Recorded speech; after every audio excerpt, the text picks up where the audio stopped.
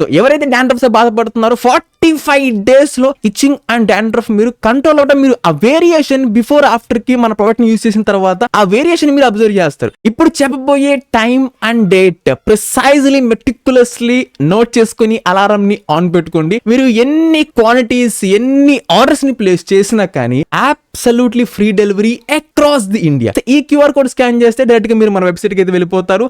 And new year 2025 is the coupon code. ఇది 1 day మాత్రమే ఉండిద్ది.